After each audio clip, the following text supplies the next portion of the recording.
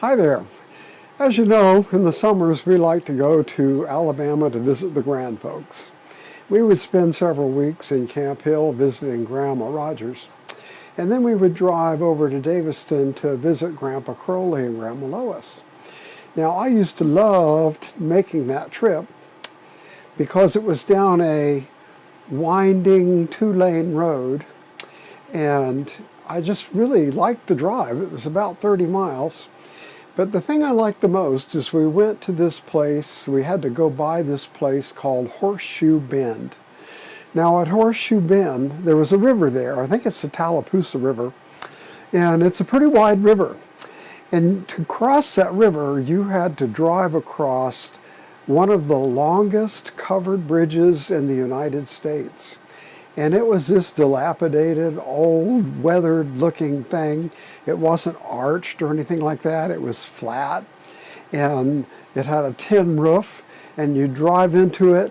My sister was afraid of it. She'd go, "Oh, do we have to cross the bridge?" And yes, we do, unless you want to go 50 miles around. And so inside the bridge, the tires of your car had to ride on these long planks that were about 12 to 14 inches wide, and they ran the full length of the bridge, and you had to stay on those planks. They were right in the center. They were just the right width for the typical American car. And so you would ride down the bridge, rumble, rumble, rumble, and I like to hang my head out the window while going through the bridge. It was adequately wide enough to where that was not very hazardous, although my folks didn't like it too much. But if you look straight down, you could actually see big cracks in the bridge, kind of like it was made almost like a railroad track, only the ties weren't that wide, but you could see cracks and you could look down and see the water as you crossed the bridge. It was amazing.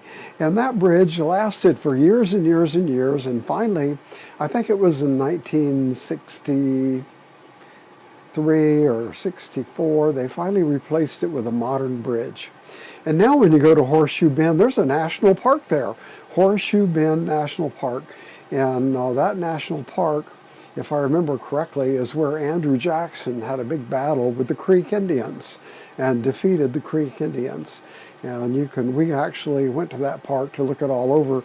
And in that park, they have a picture of the old bridge. You can also see a picture of the old bridge at one of the diners downtown in Alexander City. Well, there's a story that goes with that old bridge, and I'm pretty sure it's true. My folks insisted that it was true, and they weren't known for making up things. My grandpa was not a skinny guy. He admitted to weighing 400 pounds, but the actual weight was classified. He was like 54, 55 in the waist, and several people could stand inside a pair of his pants. He was a big man. Well, the Crowleys were always into cars, and as soon as cars were available to buy, Grandpa Crowley bought one. And he had a Model T when they came out, and later upgraded to a Model A. And I don't remember which car it was, the Model T or the Model A, but one day when he was doing the mail route, he always had to cross that bridge. He started across the bridge in his car, and all of a sudden the bridge broke right underneath the weight of the car and his weight, and Grandpa and the car fell straight down through the bridge and down into the shallow water below. He wasn't hurt, just minor scrapes and bruises. The car was pretty much totaled. They had to fish it out, and the bridge was put out of action for I don't know how long until they were able to repair it. Now, whether the story is absolutely true or not, I've asked several of the local people whether they knew anything about it, and nobody did. But I remember seeing a place in the bridge where it was patched, and my mom insisted that that is where Grandpa fell through the bridge when he was doing his mail route. That's the story of the covered bridge and the trip to Daviston.